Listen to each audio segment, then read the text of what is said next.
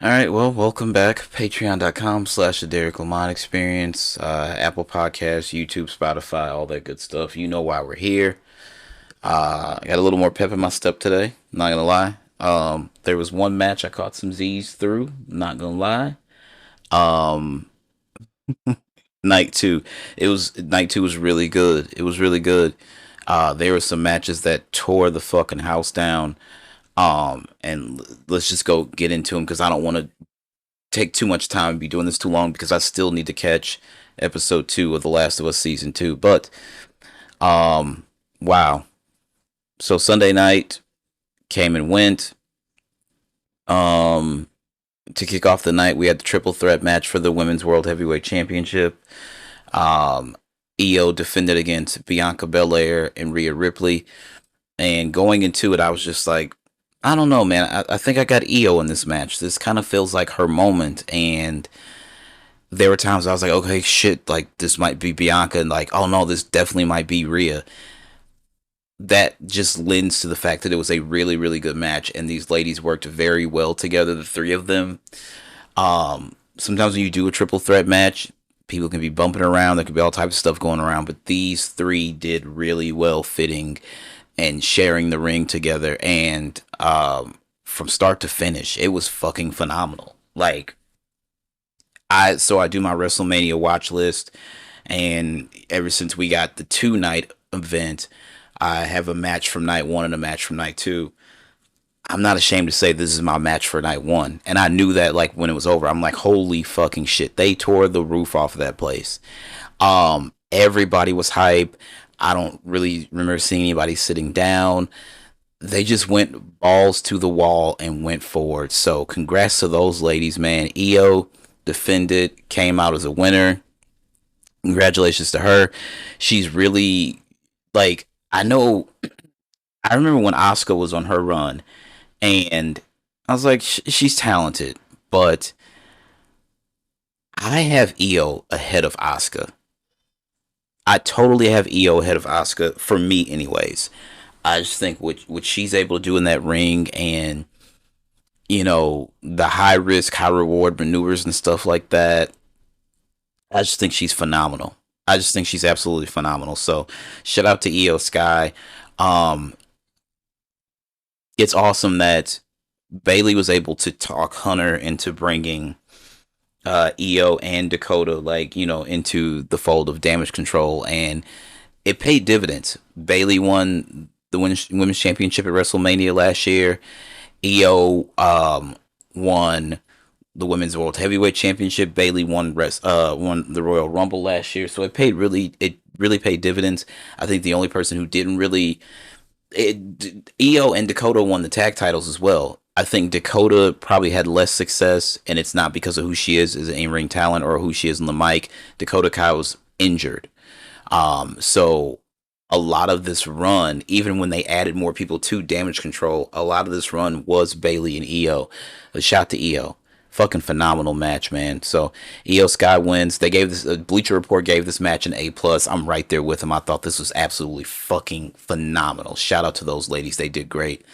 Um the Sin City Street Fight, Damian Priest versus Drew McIntyre. I saw somebody tweet that, like, I have no problem with the match. I have a problem with the name of the match. This isn't a street fight. This is just, call it a Falls Count Anywhere, call it hardcore, call it whatever you want, but this isn't a street fight. If you're going to talk about a street fight, I expect to see them on the actual street. I don't necessarily disagree with you, and also don't agree with you. Cactus Jack and Triple H, one of the best street fights I've ever seen, and that was inside Madison Square Garden at the Royal Rumble 2000, right? So that wasn't outdoors either, but it was a real good street fight. We have seen street fights at WrestleMania where it actually did spill out to the outside. They could have called this match whatever. It was a really good match. Really good match. I am not super over on Damien, and I'm kind of iffy on Drew a lot of the time, but I thought they told an amazing story. I think that they're great opponents for each other, and I thought that they had a fucking phenomenal match. And of course, Drew being Drew, stopping, going to get the phone from his brother-in-law and taking a selfie and tweeting bored at work with the selfie. It never gets old. It absolutely never gets old. And these guys gave it everything they had. steel chairs, ring steps, tables, the whole nine. You put it out there. They used it, right. They were able to tell a really good story, in my opinion. I guess this would be the end of this feud. I don't know where we go from here, but I thought this was absolutely amazing. So shout out to these boys. Bleacher Report gave it a B plus. I'm perfectly fine with that. I'm perfectly fine with that. Even if they'd given it an A, I'd have been like, okay, I get it. There was enough in this match to keep me on the edge of my seat where I could say, yeah, they deserve that grade. This was a really, really good fucking match. So shout out to those boys. Fatal 4-way for the Intercontinental Championship. Congratulations to Dirty Dom. The only thing that disappointed me about this were there were rumblings that Finn was going to come back as the Demon Balor, and I was really hoping for that. And then he came out as regular Finn with this yellow mask on. I'm like, okay, whatever. If he had came out as the Demon Balor, I'd be like, okay, maybe Finn's taking this. I didn't know. I really didn't know. A lot of people are like, well, this should be Penta, and I'm like, I get it. Don't get me wrong. I like Penta, but at the same time, how are you going to cut the promo? How are you going to cut the promo? That's always my question. If you don't speak English and they put a title around you and it's not a tag team title, because with the tag team title, as long as your partner speaks English, they can handle the promo work. I just don't know how they were going to, like, I'm not saying Penta's never going to win a championship, but I think it's a bit early. I'm not saying it was too early for him to be in this match. There have been plenty of people who have debuted shortly before WrestleMania and ended up in a title match at WrestleMania. He's not the first. He certainly won't be the last. I think they all held their own. I love the finish. I think Dominic Mysterio has really proven himself. He was absolutely nuclear after, feuding with his dad, and then he did the I went to jail stuff, I did hard time stuff, and then his entrance at WrestleMania 39, I thought that was crazy. Like, Dom has really earned his spot. He's really, really earned his spot. I have no problems with him walking out. Excuse me. I have no problems with him walking out with that IC title. I really don't. Bleacher Report gave this a B. I'm willing to go B minus. B minus for me, but I think they all did a great job. Next up, Randy Orton versus TNA champion Joe Hendry. We believe in Joe Hendry. This was very interesting because Randy put out an open challenge. TNA and WWE have this working relationship now, and now we're also going to see that with AAA, Lucha Libre. And the rumor is there's another acquisition coming, and there was a picture of The Rock wearing a New Japan Wrestling t-shirt. So a lot of speculation is that it's going to be New Japan. I'm not going to get my hopes up. If it is New Japan, that just means that you've got AJ, and then Gallows and Anderson are back over there, and you've got Finn, and like, you could really rebuild the Bullet Club and have them run roughshod over WWE. And that would probably cement them as one of, like, I think DX, NWO, and then the Bullet Club, top 3 factions of all time, in my opinion. The Four Horsemen go in there too. Placing them is just the issue. I don't know who I would put in the top 3, but Joe Hendry versus Randy Orton. I mean, I'm not a huge TNA guy, so it's like, okay, Joe Hendry, this is cool, but we've also seen Jordan Grace in Royal Rumble and doing stuff before she actually signed with WWE. She's now signed to WWE. She tweeted out a picture where she was getting her face scan done, so we are to believe that. I don't know if she's going to come to this game as DLC later on in the summer, or if this is just getting her scanned in for next year for WWE 2K26. I don't know. Randy Orton knocks off Joe Hendry. Nothing to really talk about here. This is a C by Bleacher Report, and that's mostly for the surprise, and I have no problem with that. That's about exactly how I feel. It's like, it was cool, but was it really needed? No. I totally thought it was going to be Aleister Black. A lot of people was like Aleister Black or Rusev, and a lot of people were like, well, they couldn't do that because you can't give either one of them a loss coming back through the door, and you can't give Randy a loss, so it has to be somebody that's not going to be hurt on WWE television, and because Joe Hendry is part of TNA, this loss doesn't truly affect him, and he got to have a really cool WrestleMania moment, so it was cool though. AJ Styles versus Logan Paul. I'm not gonna lie, this is the match where I dozed off. And I love AJ Styles. I just don't think they should have put him with Logan Paul. That's fucking terrible. Like, we gotta stop handing this guy, like, we're giving him top tier opponents. And it's like, what has he really done? He works once every blue moon, this, that, and the third, and he's got a social media following. So fucking what? There's guys and ladies and gentlemen who've been going up and down the road with this company for years. For fucking years. One of whom had to work a whole program to build to WrestleMania to be pulled off the card. And we'll talk about that in a second. It's like Logan Paul, fucking Logan Paul goes over on fucking AJ Styles. So I woke up to see, I dozed off maybe 2 or 3 minutes or something like that. I saw the finish. I saw Karrion Kross. I saw Logan Paul's little stooge or whatever. And I'm just like, bro, we could do without this. We could totally fucking do without this. I don't want to see Logan Paul. There's a lot of shit I just don't want to see. But in particular, I don't want to fucking see Logan Paul. And I think this is a waste of a fucking slot. And this really pissed me off. Bleacher Report gave it a C plus. I'm not even willing to go that high. I'm not willing to go that high. AJ Styles is still fucking AJ Styles. But no, absolutely fucking not. No Logan Paul. So the next match was the Women's Tag Team Championship match. Of course, this is what I was talking about and alluding to. There is the kayfabe injury to Bayley during the pre-show on Saturday, and it's like, well, Lyra, you have 24 hours to find an opponent, or you won't be participating in this match. And everybody's like, it's Becky Lynch. It's definitely Becky Lynch. And I'm like, I hope it's not fucking Becky Lynch. And I would hope that Becky wouldn't do that. But yeah, so the conversation is this. Apparently they were having a hard time finding the right creative for her to come back. And everybody online is just like, so you had a hard time finding the creative, and it's just like, oh, well, just have Bayley lay down and let Becky come in and take her spot.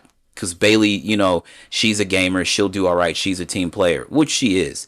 And Bayley probably handled it with a ton of fucking grace. But there's a lot of sympathy for her around the locker room because a lot of people feel like this is bullshit.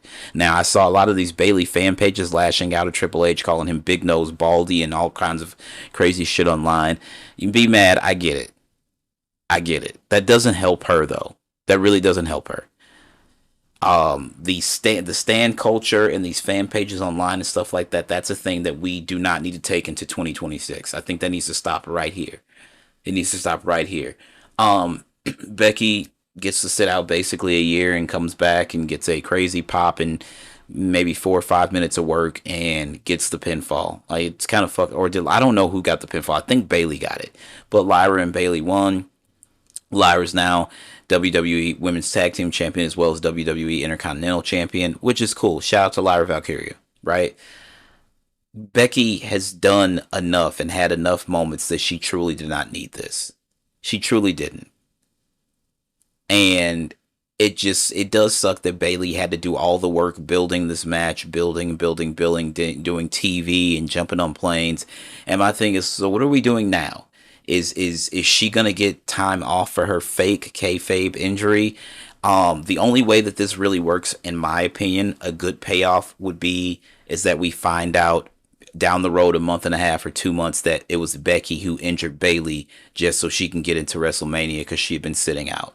I think that's the only way this really works. If they just push it to the side and act like it never happened, that would be a huge detriment to Bayley and to her fans, but also to the WWE universe. So I don't know.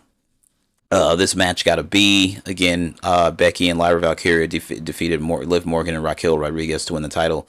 Dom obviously won the IC title, but that's the only belt in Judgment Day now. And I'm pretty sure that this is the end. Finn and Dom, and now Carlito's in the middle of that, and JD McDonough's out with with whatever the injury is, and now Liv and Raquel have lost the tag titles. I think we're done with the Judgment Day. It's safe to say at this point, I would imagine. So I don't know. Monday Night Raw should be very interesting. And then of course, where does that leave us? Report gave that match a B. So then we have the undisputed WWE Championship match: Cody Rhodes versus John Cena. I'm telling you right now, this one was very strange. Cena had nothing but a black screen and his name, John Cena. No special graphics, just his regular John Cena theme song, black t-shirt. Tile says the last time is now. It's like, and he's like, you get nothing. You get absolutely nothing. And that's cool. If you're going to go full heel, I want you to fully embrace it. I don't want the t-shirt. I don't want the hat. I don't want the towel. I don't want the jorts. I don't want the sneakers. I want you to, like, maybe wrestle in all black trunks. But when you're coming out to cut promos, come out in a fucking suit and a tie. Like, go there. Just go there. Cody's entrance was awesome. Uh, the bikers on the dirt bikes, and it was like, what is this? And I was like, well, they are in Vegas, so this is a nod to Evil Knievel, I would say. That was really cool. Then his mask opened up like an Iron Man mask. I thought that was really fucking dope. I'm like, they really spent some money. Pyro, Cody's theme hits, the whole fucking nine. Awesome. Get into the match. Now, this is a really good fucking match. Really good fucking match. John's in it. Cody's in it. It's going really fucking well. John, being the working heel in the match, did a great job, getting the match from point A to point B. My issue is the finish. So I'm gonna stop right there. I'm gonna read what Bleacher Report says. So John Cena became WWE Champion for the 17th time, defeating Cody Rhodes in the main event of WrestleMania 41 and eclipsing the record held by Ric Flair. So now you know if you didn't know. Historic win came moments after the American Nightmare laid waste to Travis Scott with Crossroads. Cena, taking advantage of the downed referee Chad Patton, blasted Rhodes with the WWE Championship and scored the win in an anticlimactic fashion. Here's my problem. Travis Scott makes pretty good music. I don't care for his sneaker collabs with Air Jordans. I like classic Air Jordans, the ones that Mike actually worn. I don't want to see a backwards Nike logo or none of that stuff. A lot of people love Travis, Air Jordans, and that's fine. That's perfectly fine for them. They're just not for me. I don't like a lot of sneaker collabs. I especially don't like Air Jordans messed with because it is a part of my childhood. Having said that, not a single fucking person that works at WWE that is in-ring talent, male or female, is afraid of Travis fucking Scott. That finish was dumb as dirt. It made no fucking sense. There's nobody, I don't have a problem with John winning.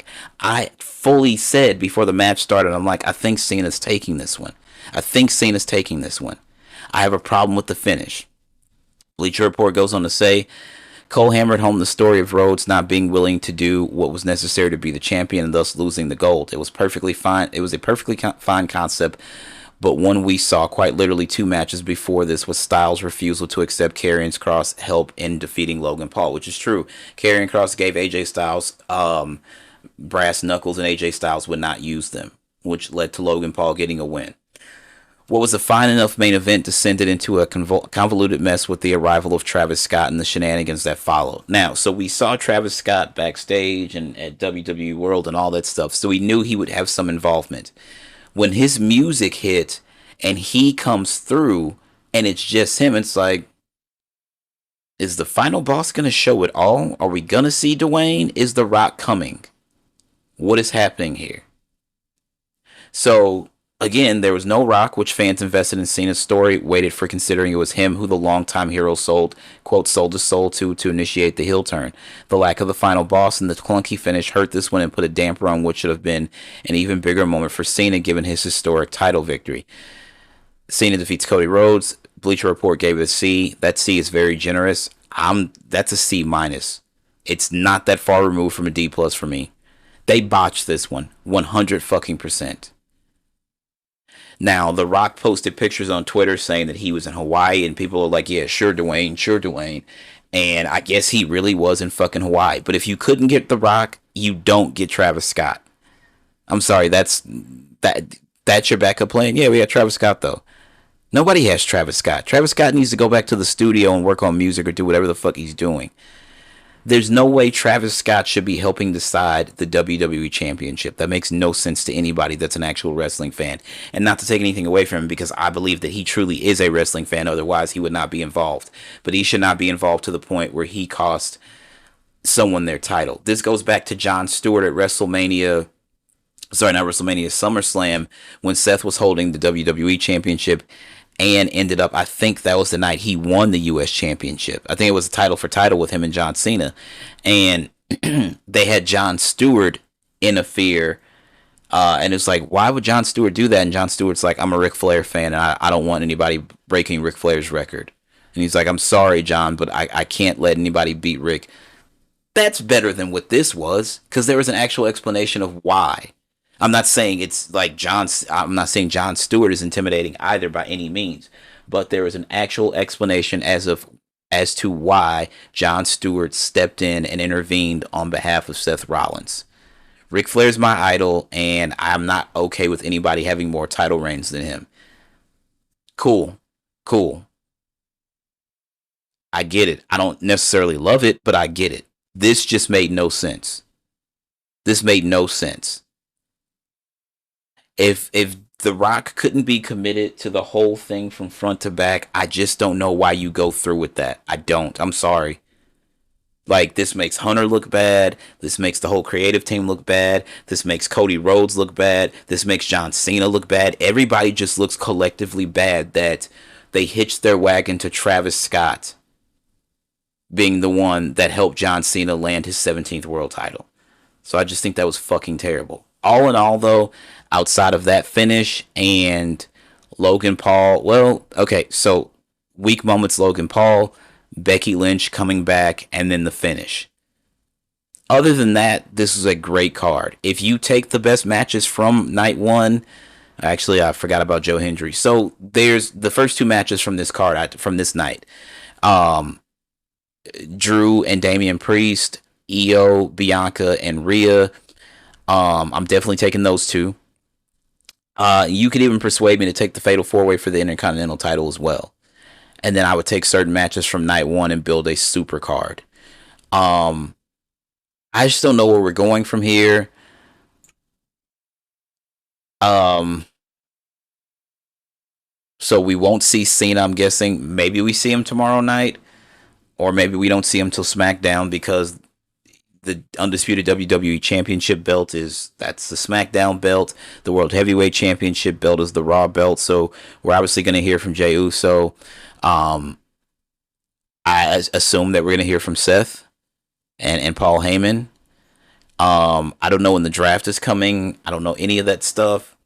I just think that there was some stuff, like, I get it. It's the show of shows. Everybody wants to be a part of it. Everybody wants to be on WrestleMania. I totally get it. Get your WrestleMania moment. I get it.